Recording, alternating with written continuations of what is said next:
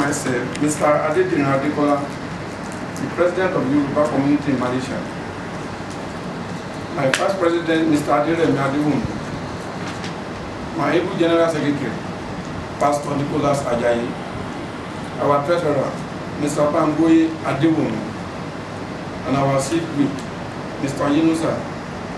Ayodeji Jamio. And the entire honorable members of the Yoruba Community in Malaysia, we would like to welcome His Excellency, the Deputy Ambassador of the Nigeria High Commission to Malaysia, in person of Mr. Ido our Miss. It is an honor and a great privilege to have you with us today. I will welcome any useful advice and word of encouragement you have for us. Once again, we are very happy to have you here, sir. Long life Yoruba Community in Malaysia, long life Federal Republic of Nigeria. Àwọn apẹ àwọn dáàdì wa kán bá wa sọ̀rọ̀ ráńpẹ́ láyé pẹ̀lú tiwa. Ẹ jókòó sá. Ẹ jẹ́ pé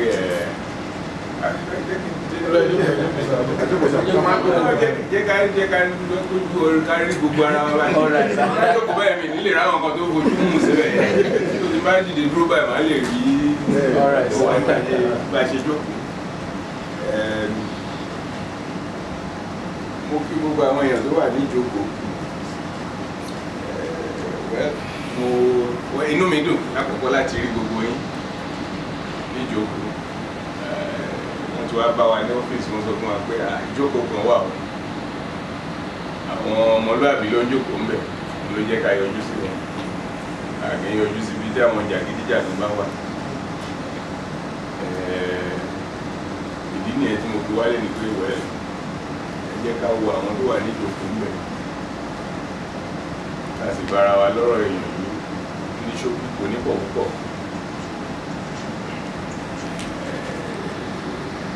Nǹkan tá a kọ́ fẹ́ fi yíra wa ní pé High Commissioner wa ó ti sọ pé only one umbrella òun la fẹ́ fún gbogbo Nàìjíríà tó wà ní Malaysia. Gbogbo àkọ́kọ́ mọ̀ yẹn.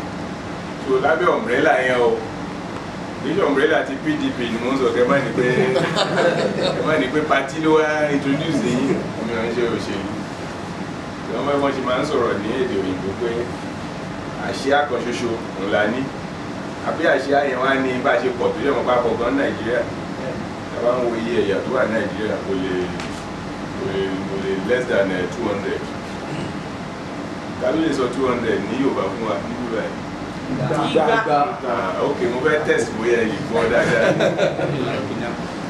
Torí oríṣiríṣi èèyàn ló wà, àwọn mímí pín wà bẹ́ẹ̀. But àti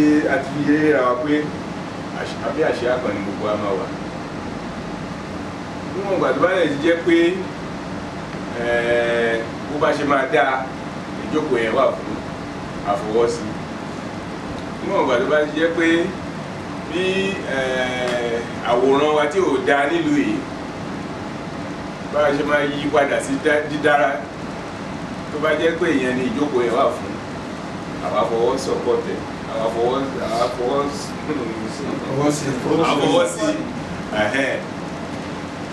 and tó bá jẹ́ pé ìjókòó yẹn á lè ràn wá lọ́wọ́ láti lè bá àwọn ọmọ aláìgbọ́ràn wí, láti lè bá wọn sọ̀rọ̀ kí wọ́n yí padà, àfọwọ́sí náà láti lè kókó máa tẹ̀síwájú. Àwọn wò pé ní Dubai àti ẹgbẹ́ Yoruba Community pé ó ti di dandan kan ní the same objectives. Ní ọ̀gbà tó máa ti ní the same objectives tó ń dẹ̀ ń ṣiṣẹ́ papọ̀ àfọwọ́sí. Ó yà ní lẹ́nu pé ó ṣe ní láàánú pé bí wọ́n ṣe ń wò wá nílùú yìí ó dàbí pé iṣẹ́ ọwọ́ wa náà ló fà tó bẹ́ẹ̀. Torí àwọn tó kọ́kọ́ dé sílùú yìí wọ́n sọ fún wa wọ́n yẹ fọwọ́ méjèèjì gbà wọ́n. Báwọn sọ fún wa nígbà yẹn pé tí ẹni màlẹ bá ń ṣe àṣeyẹ tó bá rí dúdú ń bẹ star ni wọ́n pàtẹ́wọ́ fún pé ó láwọn èèyàn ó láwọn foreigner lẹ́yìn àwa náà dẹ̀ tún rèé lẹ́yìn tó yẹ pé àti ṣe bísà wa gan bá ṣòro ìgbà yẹn wọ́n ní tó bá dé you are coming, how many months you need? 6 months, they give you 6 months and then you go. So ó máa ń dùn láti bà nǹkan jẹ́ ṣùgbọ́n àti tú nǹkan ṣe ń gọ́ ó máa ń nira ẹ̀wọ̀n pé iṣẹ́ tí tọ́rọ̀ yín bá yé mi dáadáa iṣẹ́ tẹ́ gbà ní ìsìn láti ṣe iṣẹ́ yìí tó nira yẹn mo gbà ládùúrà pé ó ṣeé ṣe fún yín ẹ máa múra gidigidi gan ni ẹ ń láti mọ àwọn èèyàn tó wà tẹ ìjọ ń gbé àwọn tó bá dẹ̀ di tó fẹ́ máa bà yín lórúkọ jẹ́ púpọ̀ jù ẹ bá wọn sọ̀rọ̀ bá wọn sọ̀rọ̀ tó hàn bá gbọ́ ẹ fi lọ àjọ yín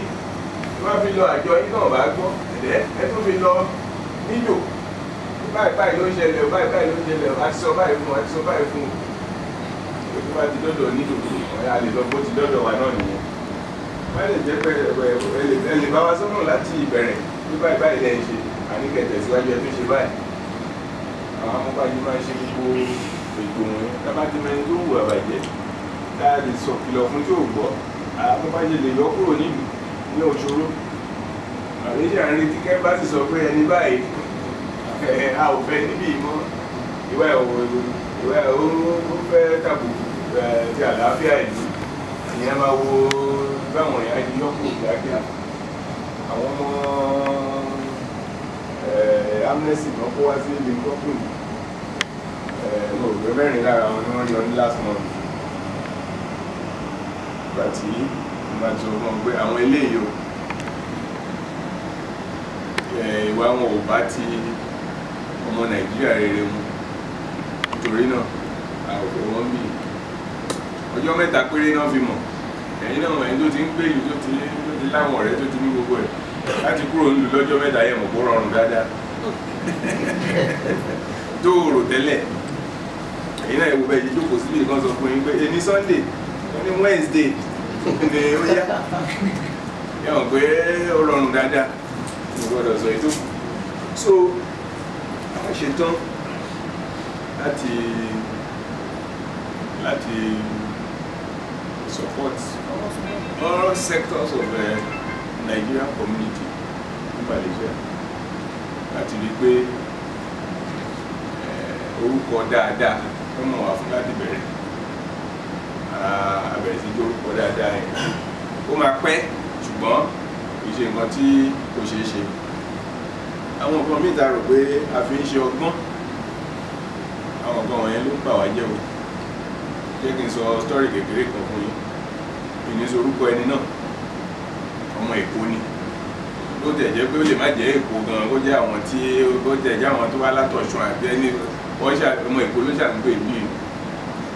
ó ní ọmọ onílẹ̀ ní àfẹ́sọ́nà ó dára kí dáadáa títí yẹn fi gbé gbogbo àkáǹtì ẹ̀ àti ATM àti everything ó gbélé lọ́wọ́ orúkọ ọ̀sán kan ó clear àkáǹtì ẹ̀ ó lẹ̀ sá lọ ọmọbìnrin yẹn wá sọ́fíìsì mi ọmọbìnrin yẹn sọ pé tó bá tẹ̀ jẹ́ kówó ló fẹ́ mú lóun ò mind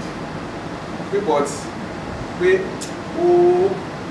bẹ́ẹ̀ pé òun jẹ́ ìgò yìí tó fọ́ mọ́lẹ̀ ni ẹ ò gbẹ́rú damage bẹ́ẹ̀ yẹn irú nǹkan bẹ́ẹ̀ yẹn ò dáa irú ẹni bẹ́ẹ̀ yẹn ó rò pé òun pọ́n jórí Ọlọ́run á jẹ níyà ọmọbìnrin yẹn gan spirit ẹ̀ á jẹ níyà and tẹ bá mọ foundation Yorùbá àwọn náà láwọn èèyàn tó ń jẹyàn níyà isn't it àwọn èèyàn tún jẹ níyà so ẹ̀yin tẹ́ bá rò pé ẹ̀gbọ́n tẹ́ ṣe tẹ́ lọ ó lè máa ẹ̀yin lè escape ẹ̀ o ọmọ yìí ò ní escape ẹ̀ o ìyẹn ló burú jù possible ó wà ní Bíbélì ó wà ní Kùrá ó gbogbo inú gbogbo ìwé ọgbọ́n ló wà níbolẹ̀ pápí ló dé tẹ́ ìwà mú lò pé gbogbo bá gbé òní ó kà á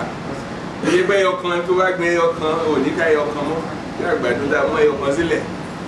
ẹ̀yọ̀ká jáde àwa yọ ọmọ 400 500 ẹmọ multiples nìyẹn tó ẹni tó bá ṣe kà náà ó ń fúrúgbìn ní o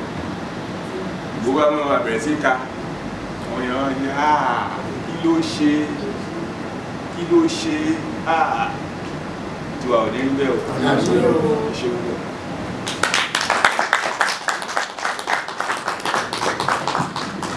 lọ́wọ́ àwọn dábì wa náà bá fún wa máa ṣe àlékún ọmọ ní alẹ́ fún wa rìn lọ́wọ́ ọlọ́run kò ní jẹ́ kẹ́ ṣubú láíláí tó nípa ṣẹ́tẹ́ gbé lọ wa lọ́wọ́ wọ́n fẹ́ kí wọ́n ní pé ìjọ Friday ẹ̀sìn lọ́sọ̀dọ̀ wọn kíkà lọ bá wọn kà please wọ́n bá lè wá fún wa ní wọ́n lọ́fẹ́ kórè jùlọ àwọn èèyàn tún mọ̀ bí wọ́n ti máa tún kọ̀ǹkó sára wọn ní Malaysia ìjọ Friday la lọ bá wọn wọ́n á yà lọ pé wọ́n ti gbọ́n lọ́wọ́ ń bọ̀ gan ó sọ pé àìdúró pé mi fọkàn sí pé nẹ́fẹ̀ẹ́ náà tó máa ráyè wá wọ́n ti tún bí gbogbo ó ti díjú tó dá pé kò yí sí fún ẹni tó jẹ́ olórí gbogbo òlu ká báyàn sọ̀rọ̀ jọ ẹni tó fi dé òde ẹ̀ níṣẹ́ ká báyàn jọ Friday kọ́tẹ̀ tó ti wá sọ́dọ̀ wájọ Sunday rẹ pé wọ́n kà wá kún so on behalf of Yorùbá community manager adúpẹ́ lọ́wọ́ yín o olóyìn jẹ́ kẹ́ ṣubú láíláí so ẹlẹ́ tó dúpọ̀ ní ìsìn pa ọ̀tá àwọn sọ̀rọ̀ ní pé ẹ̀yin lẹ́yìn wọ́n ẹ̀sẹ̀ ní ká máa ṣiṣẹ́ so agbọ̀rọ̀ pé kábà kan sọ̀rọ̀ lásán tí ò sí action ẹ pé a ṣiṣẹ́ àwọn àdìsá pé nípa láti meeting last Saturday àwọn executive àwọn ẹgbẹ́ tó pé ọmọ ìyá wa tó wà nínú ìgbèkùn àmọ́ ní àwọn president camp ní prison ní ká máa bẹ̀ wọ́n wò so a lè máa give report fún àwọn ní doma yẹn pé bá bẹ̀rẹ̀ lọ́sọ̀rọ̀ wọ́n lè mọ̀ sí máa pass sí àwọn embassy our embassy so wá dísà ká lọ sí Semenyi camp akọ lọ ń jọ Wednesday our executive wọn ò jẹ́ ká wọlé wọn nípa àwọn yẹn wọn nù bí wọ́n ṣe àwọn ìgbà kan bẹ̀ so àánú padà wá ṣùgbọ́n ó dọjọ́ kejì jọ Thursday our executive tó padà lọ ìgbà wá débẹ̀ pẹ̀lú ọkọ̀ bíbí ní pé ìbúladì wà ní Yorùbá community Malaysia wọ́n ní àwọn ò gbọ́ rí pé aláwọ̀ explain nígbà pé mi gbédè sábà yẹn sọ Malay wípé àkànwò àfọlọ́tìlẹ̀ nípa fẹ́ wá èèyàn mélòó wà ń bẹ̀ gbọ́n náà ti wà ń bẹ̀ ẹ̀bù la lè ṣe fún wọn if there is any assistance ẹ̀bù a lè render for any one of them bàálẹ̀ wà give report bàálẹ̀ bẹ̀ aṣọ méjì application nípa fill form àwa sẹ́ni wà mú wọnú nílọ bó máa padà wá ọ̀gá ẹ̀ wá tẹ̀lé obìnrin yẹn Chinese ló wáyé Christian torí kò ń kọ́ gbà àwọn méjèèjì káwọn àtàwọn lọ kọ́ wọlé wọn ní kémi nìkan ní kí n wọlé bẹ́ẹ̀ ń kó wá rí pé fọ́nọ́tì làwọn kìí bóyá through embassy or bóyá anything bó ti wá ní buhari wá ní ó lóun wá impress pé this is the first time tó yẹ pé ẹgbẹ́ ó máa wá fọ́nọ́tì láti wá wo àlàáfíà àwọn ọmọ Nàìjíríà wà tó gbàdọ̀ pé Yorùbá la fẹ́ àtọ́jọ́ pé Nàìjíríà tó wà ní àkànfẹ́ mọ́ láti ṣe fún wọn if there is any àtọ́jọ́ pé fọ́nọ́tì láwọn náà lè render sá fún wa wá ẹ̀fọ́ àwọn olórúdùmọ̀ nǹkan tó dúró pé ọmọ ìyàwó wà ní dengue mi wà ń ṣẹlẹ̀ bán mi wà ní ipò pé kápá wáyé ojúṣe wọn yẹ kó bẹ́ta pé àwọn mẹ́gàn bímọ sínú sẹ́ẹ̀lì yẹn bí wọ́n bá ti wà bẹ́ẹ̀ tó wọn ẹlòmíì wọn kàn mú tẹ́ pé kò ní fóònù nọ́mbà tó fẹ́ pè kò mẹ́rin tó fẹ́ pè tó tó ń bá yẹn tó wáyé láti wá gba information kò sí bó ti fẹ́ contact àwọn èèyàn bó ti rí wa yẹn inú ẹ̀dùn gan wá wá fílì fọ́ọ̀mù fún secretary aláṣẹwọlé nìyẹn àwọn wọlé náà lọ láàpẹ̀lú àwọn tó wà bẹ̀ láti lórí àwọn ní orúkọ anybody wọ́n dẹ̀ láàrẹ̀ láti rí anybody tábà di anybody number pẹ̀lú orúkọ ó dẹ̀ wọ́n lọ gbàdọ́gbọ́n gba information èèyàn ká ní rí ká lè mọ alákájọ sọ̀rọ̀ sọ àwa wọlé bá wọlé ẹ̀dá pè fún ẹni ọ̀gá àgbà wọn pè fún òun ìyẹn náà ti wà ń bẹ̀ fún 7 months Ìbàdàn mú tọ́lọ́pàá mu gbogbo mẹ́wórí fóònù ẹ̀ wọ́n gbà kò mẹ́ tó fẹ́ pè ṣùgbọ́n sẹ́wọ̀n tán ní prison wọ́n jù sí deportation camp kò mẹ́ tó fẹ́ pè kò sí fóònù kò sí anything so mo ṣe wá sọ gbogbo ẹ̀ bẹ́ẹ̀ yẹn mo wá lókè kó sẹ́ni pé information àwọn ìta bá lè bẹ́ẹ̀ pè bó jẹ́ family Nàìjíríà ló tíkẹ́ẹ̀tì kan ló need ìwà ló wà ìwà àti personal account yẹn tíkẹ́ẹ̀tì kan náà need èyí tó bá ní pálí wọn èyí tó bá ní pálí wọn ti tíìsì fún wọn bẹ́ẹ̀ wọ́n lọ́wọ́ tó wà mẹ́rin 7 months tí ó sẹ́ni bẹ́ẹ̀ pé ó dùn inú òun dùn gan pé àbẹ́ yẹn pé wọ́n dàbí pé ọ̀pọ̀ tẹ́ ń mú ọ̀gẹ̀dẹ̀ tó ti jẹ́ dáwà mú ọ̀gẹ̀dẹ̀ bẹ́ẹ̀ ó ṣe ń fò tó ń gba àwọn ẹ̀wà ó sá kọ̀ kí ló wá rólù ẹ̀ wá fún wa ní nọ́mbà gbogbo ẹ̀ mo wá gba information yẹn wàá kó ń bẹ̀ bọ́kà pátá immigration wá ṣe wá nìyẹn ṣùgbọ́n tó dé mi náà ní kí n lọ bá a sọ̀rọ̀ mo lè bá a sọ màlẹ́ pé bàbá ẹ̀ la wá fún Yorùbá community Malaysia nǹkan olókè onínú òun tún pé àwọn àkàkọ́ pé in fact òun wà impressed but the problem tó wà ń bẹ̀ ni pé àwọn ò ní ẹ̀tọ́ láti béèrè ẹni information pọ̀ ọmọ Nàìjíríà wà pé embassy nìkan ni wọ́n lẹ́tọ̀ọ́ so bó dẹ̀ sọ bẹ́ẹ̀ bẹ́ẹ̀ mo rí pé kò sí ọ̀rọ̀ bẹ́ẹ̀ mọ́ ìràbí tẹ́ pé wọ́n á kọ lẹ́tà fún wa pé ká béèrè orúkọ kálá lè ṣe ń pa àwọn ọmọ ọ̀gbẹ̀rẹ̀ àwọn nípa ẹ̀ ilé ìta ṣe àti ṣe kíni àti gbìyànjú ti wa tó bá rí kó lọ́sàn-án ọjọ́ yẹn ní bá ṣe wá padà wà nílẹ̀ ṣùgbọ́n mo ti bá wọn pe àwọn family wọn àwọn brother wọn mo ti fún wọn ní body number àwọn làwọn máa lọ sí ìbò ó jẹ́ nǹkan tá a ṣe kúrò dípò a ṣe mítìrì so nǹkan tá a ṣe nìyẹn.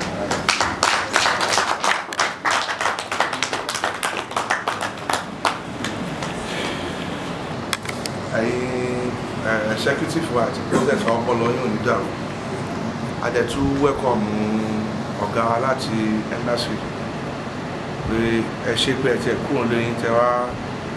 jókòó sí ìbábẹ̀ Yorùbá náà ní ṣá so ẹ kì í ṣe ọmọ àlè Yorùbá so nípa ti gbogbo nǹkan tó ń ṣẹlẹ̀ nílùú yìí gbàtà náà ti dé ìlú ìsìn kì í ṣe kékeré like pé the first ambassador tó kọ́ wá sí Malaysia gbà náà la wọ Malaysia first ambassador from Niger State gbà yẹn kò tí sí Nigeria house kò tí sí embassy gbà yẹn jala utak náà wà gbà yẹn ká máa lọ bá wọn bẹ̀rẹ̀ gbà yẹn nǹkan ò tí was right so ìlú yìí tó wá dàrú gan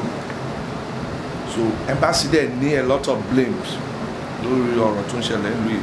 because somebody rí Nigeria báyọ̀ ti believe pé we are all the same kì í ṣe the same nǹkan tí everybody ń ṣe ó yàtọ̀ àti invest owó sílùú yìí ààrẹ tó ti ra lé sílùú yìí tó make owó ẹ̀ one way or the other tó ra lé tó dẹ̀ gbé nílùú yìí but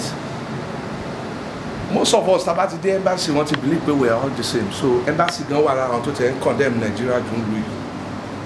number one number two kí ni embassy lè ṣe bí àwọn Nàìjíríà kan náà ní wọn wà bẹ́ẹ̀ pé anybody ò yọjú sí wọn ṣeṣe community ni pé kó máa lọ sí deportation camp kí lè embassy ṣe ibà wọn nù pọ̀ síbẹ̀ wọ́n tẹ́ gba owó Nàìjíríà taxpayer money kí ni wọ́n á ṣe ní Malaysia kàn kó close embassy nù ká mọ̀ pé kò sí embassy nílùú yìí ṣe báwọn Cameroon wà ń lu ìwọ̀n ní embassy bẹ̀ wọ́n mọ̀ bọ́ ṣe ń coordinate ara wọn orúkọ wa ti bàjẹ́ gan àwọn embassy náà ò help at all dẹ kí náà tún lè ṣe àwọn tó ń pọ̀ láti Nàìjíríà tó ti graduate tó ṣe wá study English 3 months visa àmì àfi 15,000 20,000 Malaysia ringgit máa fi ṣe student pass tí ò ní certificate gbogbo college tó ń lọ certificate ò wúlò gan ní Malaysia talk less of Nigeria so effort wo ni embassy lè ṣe láti Nàìjíríà gbogbo àwọn tó ń ní pé wọ́n kóyàn wọlé irú ẹni tó ní òun ṣe school sí kí ni school wo ló dá sílẹ̀ fún ta ni kò ṣe máa kó Bangladesh wọlé àbí kó máa kó British wọlé Nàìjíríà nìkan náà máa kó wọlé wọ́n máa rọ wọn wọ ìgbà pé kíní wọ́n á deceive wọn pé wẹ́tọ́ á ti dé Kòtòrọ̀jáyà bus 23 Australia ló máa gbé ẹ̀wọ̀ straight so kí ni embassy Nàìjíríà ṣe kán máa sọ fún àwọn immigration àbẹ̀ pé kán máa check wọn tí o bá sí corruption wàá ta ọgbọ́n tá a ti fún immigration ní $100 gbọ́ ọ̀sán ni ó ń lọ nìyẹn so kí ni effort embassy pé Nàìjíríà tó bá ti ń bọ́ ló yẹ kán lè ní motive what are you going to do there kán máa dá wọn padà gbogbo àwọn boys wa tó wà káàkiri tán dá ọgbẹ́ ìlú rú tán accident tán para wọn kán máa dá wọn padà ẹ̀ á lè fẹ́ kán mọ̀ we are not the same ayàtọ̀ ẹ̀ tán bá ti rí gbogbo wa báyìí wọ́n believe pé we are the same so ó ní bí everybody ṣe ra manage ara ẹ̀ nílùú yìí tó ń survive àtàwọn tó nọ́mọ àtàwọn tí ò nọ́mọ so ìkan tí mo fẹ́ try àti sọ fún àwọn embassy fún mi. lára àwọn class wa ń gbà nílé àwọn class yẹn ò ṣiṣẹ́ lórí onígbà tó ń bá kó wá sínú ilé. So what you need to do is submit to them, put your contact number and go away and know and find out when you come back for it. Ilé ìtàn ìlú pé ìjókòó 5 hours ẹ̀ mo ṣe ní kílẹ̀ ìjókòó because ẹni tó máa treat matter ó lè jẹ́ mi ló máa treat ẹ̀ bóyá mo lọ sí meeting ìbùtàjà ẹ̀wọ́ jókòó ń bẹ̀ ó sọ pé òun jókòó ìjókòó yẹn á pẹ́ o tó bá ti make a request ẹ to the hand ẹ̀ in you can go to your house and do other things. Tí wọ́n bá consider kí ni ẹ̀ tó bá query ẹ̀ ẹnìkan lẹ́nu ọjọ́ mẹ́ta yìí ó lé orúkọ tó wà lórí certificate ẹ̀ ó yàtọ̀ sí orúkọ tó wà lórí passport. Irú nǹkan bẹ́ẹ̀ àgbàgbé yẹn wọ́n máa ń ṣe change of name. Ok change of name tó ṣe dà ó lọ mú change of name 24th May 2013 ó dẹ̀ ti parí ó dẹ̀ ti ṣe gbogbo àṣemáṣe ti ṣe ó ti bẹ̀rẹ̀ láti 2009 ó lè wá fi change of name àná ó fi kọ́ba nǹkan tó ti ó láti jẹ́ pọ̀ ti ṣe change of name yẹn nígbà tó ti ṣe kíní ẹ̀ka lè rí newspaper publication so newspaper publication 2009 náà láti rí change of name yẹn táwọn kò jẹ ní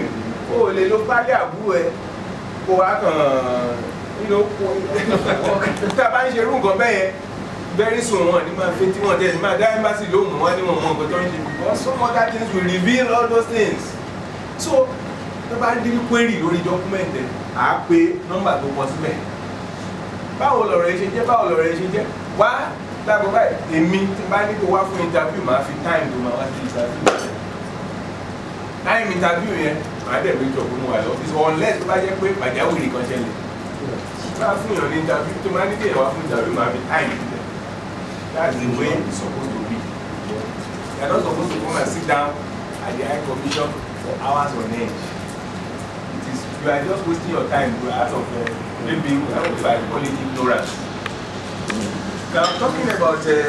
some people put passport in schools and things like that. I would like it to be specific cases. When you have a specific case, bring it, I trash it. The way I want Nigerians feel, well, I'm aware of one school, Sabasa Merit, I think, on your passport, on Tony school, on Jinja do ownership. So, ọmọlọ́pàá múra àwọn case ti lọ court, gbogbo àwọn tó wà ń bẹ̀. Kí ni Yorùbá ń pọ̀ wọ́n há. So, àti sọ fún àti ní pé kóra wọn papọ̀ ọgbà lọ́ọ̀yà kó máa pọ̀ sí ẹ̀ àti sọ fún ìjọba this is what is happening all these people tó wà lórí list tí ó wà lọ́wọ́ wa they have to be protected pending time tó bá sort out the case yẹn tán you see all those things so what depending on which specific case ẹlòmíì gbé kó jẹ́ fault tiẹ̀ ẹlòmíì kó jẹ́ fault school yẹn. So I love gbogbo ẹ̀ papọ̀ nínú ọ̀la máa ń yọ ojú nígbà kan that's what I do all the time. Work and study proposal for work and study well ẹ máa ń like àti blame high com but ṣe àbùké wọn lẹ́rù ẹ̀ wọ́.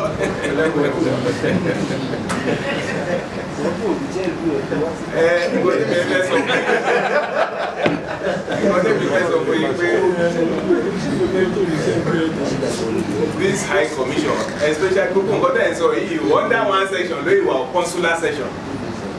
under one section the consular then maybe education and students ló wà wọ́n sẹ́ ìmọ̀ nǹkan tó ń ṣẹlẹ̀ nípa political ìmọ̀ nǹkan tó ń ṣẹlẹ̀ nípa economic yẹn ò kàn yín it's always consular. First of all tí Nàìjíríà bá dé Malaysia yẹ́n kìí ṣe lọ́yẹ̀ kó forúkọ sí High Commission this is never done. Tẹ bá ń bá bàrẹ̀ máa já mi ẹmọ ẹyẹ mélòó tẹ wà bí náà ẹmọ ẹyẹ tẹ lórúkọ mbẹ. Kúmọ̀ pé gbogbo igi àwọn kan forúkọ ṣùgbọ́n bí 10,000 Nigerians wà ní country mi ò bá ní ju 4,000 tó forúkọ lẹ̀. Tó forúkọ lẹ̀ yẹn wá dẹ̀ ti change fóònù wọn bí ẹ̀sìn ẹ̀mí tó wá ti ṣe yahoo káàkiri. Tí o tó bá pe nọ́mbà ìtàn fílẹ̀ kò ní lọ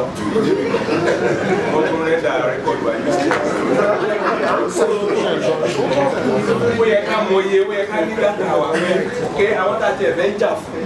afẹ́jà fún oyè kan máa ṣiṣẹ́ nọ́mbà báyìí Nàìjíríà báyìí ló ti wọ́n Malaysia tó ti kẹ́kọ̀ọ́ tó ti gba certificate oya tẹ bá fẹ́ convince wa all these are arguments that we are made pé ẹ̀yin náà employ lára wọn ká mọ̀ pé òótọ́ gidi gan lẹ̀ ń impact into them let them work in your industry so that we know you continue to continue ẹ̀yin náà mọ̀ ọ̀rọ̀ wa Nàìjíríà ẹ̀yin àwọn tó wá síbí tí gọ́ọ̀mẹ̀ntì náà ń gba ẹ̀ nù mi ò kéré ní dátà àwọn tó wà ní àmọ́ who is where until police or immigration arrest you is that good until the immigration bá arrest ẹlòmíì àmọ́ kó wà Malaysia o that is the truth about it so about any information a lè plan without information you cannot plan bẹ́ẹ̀ náà ni àwọn èèyàn wá explain fún wa àwọn kan wọ́n gbé ayé àwọn kan wọ́n yẹ kíní kan ìjọ orúkọ ìkan lára wọn farabalẹ̀ study wọn orúkọ kan ló mọ̀ ó jẹ́ Frank ló ń jẹ́ mọ Frank yẹn tó bá tún dọ̀la tó try láti fún súnmọ́ ó mọ tó bá ti mọ a little bit about the school tó ń lọ àmì nǹkan kan bẹ́ẹ̀ mú wá àwọn amúbáṣe máa dì pẹ̀lú ẹ̀ ditto for agents gbogbo bẹ́ẹ̀ ṣe complain tó agent ṣe kíní kan tó bá ti bèrè kí lórúkọ agent Frank ló ń jẹ́ kí ni telephone number telephone number mi ò tiẹ̀ mọ̀ ẹni tó gbé wá sí Malaysia ó mọ̀ telephone number kí ni address gbogbo yín lẹ̀ ń pò wọ́n ẹ bá ní HICOM ṣé HICOM náà ló gbé introduce ẹ sí agent wọ́n dẹ̀ tún bèrè lọ́wọ́ ẹ pé kí ni contact agent ẹ̀ ní sọ àwọn yín ló wà ẹ̀jẹ̀ gbọ́gbọ́n ti mú mẹ́mbà HICOM fún drug trafficking rí irọ́ Nàìjíríà náà ń mú o ọjọ́ tí gbọ́gbọ́n mẹ́mbà HICOM ṣe yahoo rí wọ́n tẹ̀ tún wọ́n ṣe mistake kó tó nípa wá dé àwọn ọmọ yahoo yẹn wọ́n wọnú ẹ́mbásì tó yẹ pé wọ́n gbé òyìnbó wá síta wọ́n wá wọnú ilé torí wọ́n ti bá àwọn èèyàn kan wọ́n máa ṣe kọ́ọ̀lù wọ́n á tẹ̀ dúró pẹ̀lú ọ́fíìsà wọ́n ní high commission làwọn náà ti ń ṣiṣẹ́ àìmọye àwọn tá a yẹ sọ pé eléyìí o àgbẹ kò ń ṣe ọ́fíìsà wa wà mọ́ o. Francisca ọ̀nà tí a já kí gbogbo náà pè péjì website ọ̀nà àìjá kẹ. ọjọ́ kọ̀ọ̀kan tó já sí ni nínú sórí iṣẹ́ burúkú ọwọ́ wa òun ló ń fa ilé náà sọ pé HICOM má jẹ́ kí n rí kí gbogbo àwọn ní Nigeria embassy does not act. ṣé mo sọ fún yín pé first of all àwọn ilẹ̀ Nàìjíríà ló wà ní but tó bá ti sọ fún wa the government is obliged to tell us pé àwọn ti arrest ẹni báyìí gbogbo tó bá ti arrest wa ṣé tó bá arrest èèyàn mẹ́wàá lóòjọ́ ṣé mẹ́wàá yẹn náà ní ẹ fẹ́ kí n touch lọ́jọ́ náà ó difficult so what I do is I call them I say this is the situation I find out what the offence is if it's something to jẹ́ pé kàn inform family we inform the family. There are so many things that feel go yẹ kí HICOM ṣe tí HICOM lọ́wọ́ mẹ́ o. irú ẹnìkan ó ní ẹni wọ́n pa ṣé wọ́n pa ní àgbótẹ́ o ní HICOM yẹ kó gbógun wá sí Nàìjíríà.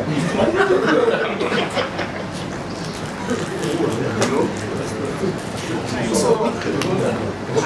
High Commissioner then there is the aspect of ẹ̀yin náà mọ gọ́ọ̀mẹ̀ntì ní Nàìjíríà ó ṣe nílà ní láti sọ fún yín pé tí nǹkan kan bá ní mówó wá àwọn ẹ̀gbọ́n yín àwọn bàbá yín àwọn bọ̀dá yín àwọn àǹtí yín náà ló wà bẹ́ẹ̀ tí nǹkan kan bá ní mówó wá fún ọ̀fíṣà wa Nàìjíríà wọn ní dídé sí o that is the blunt truth eléyìí tẹ̀ ń sọ pé Malaysia àti ìbéèrè àti ìdìbò ẹ̀ láti ṣe lágbára Ọlọ́run yẹ kí joint commission wa kó sit láìpẹ́ because tí n bá tó sọ story yẹn wọn rà tó ráyà yẹn lẹ́nu àwọn Malaysia àwa ló yẹ ká host session joint commission tó yẹ kó ratify gbogbo àwọn ọmọdé àti discuss but látijọ́ ta ti kọ lẹ́tà s'Abuja báyìí báyìí tiẹ̀ ní báyìí tiẹ̀ ní a ò gbúrò anything àti ìrántí acknowledge wọn tí yàtọ̀ sí wọn. So but recently àwọn náà tó wá sọ pé okay we have to do this that pariwo tá a bá ṣe gbogbo nǹkan wọ̀nyí there is no legal framework for us to negotiate. It's a normal thing. Iṣẹ́ wa ní iṣẹ́ tí mo ti ń ṣe láti 20 years ẹ fẹ́ ẹrù pé mi ò mọ̀ ṣe. We have told them, but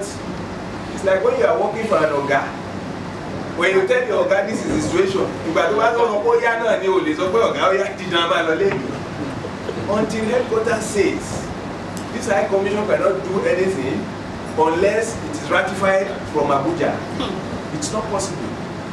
We can suggest to them this is good, okay. We have to wait for them to say okay, go and do it. If they don't say go and do it, or you're on your own. And anything matter, you see, diplomatic work, they go easy, but it's a very, very hazardous job. My personal friend was killed in Prague,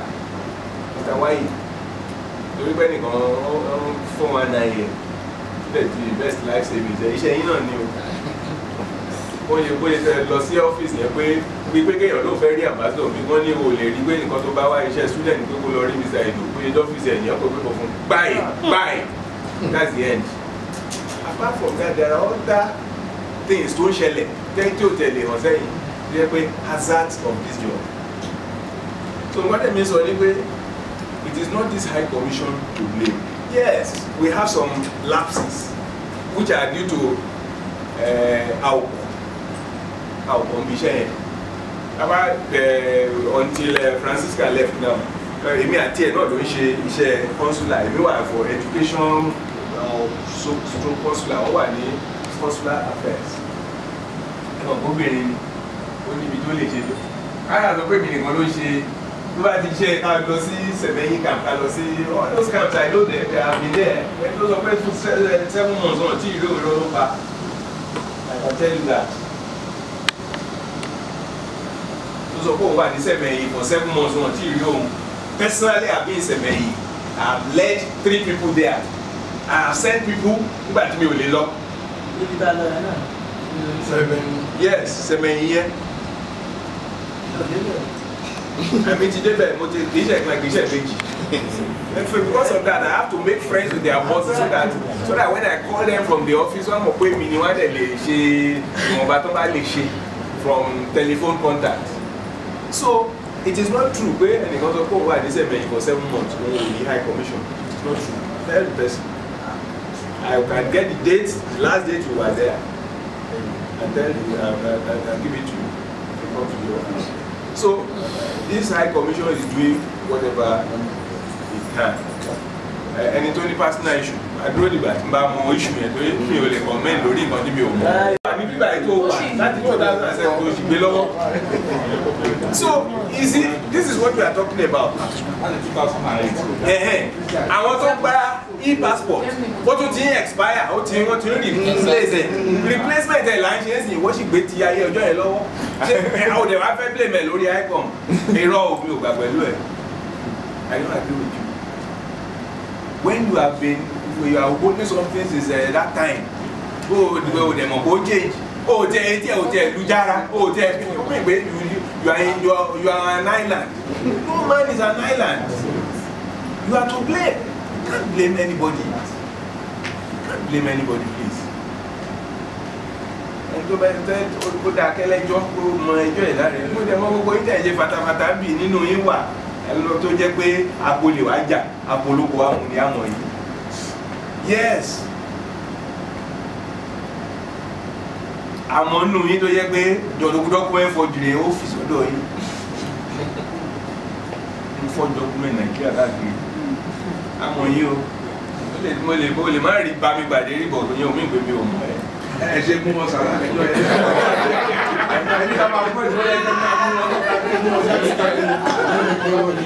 lówó gbọ́dọ̀ rẹ̀ tẹ̀sí wọ́n ní ká máa mú wọn wá sí. Ṣàwọn táwọn náà bá mọ̀ kọ́ mú wà. Ọjọ́ gbogbo ní tó le, ọjọ́ kan tó ní nǹkan. Ẹ̀ẹ́dẹ̀ mọ̀ àìtí ìṣẹ̀lẹ̀ ẹ̀ńkọ̀ dẹ́ẹ̀mà ẹ̀kọ́. Bàbá wa mú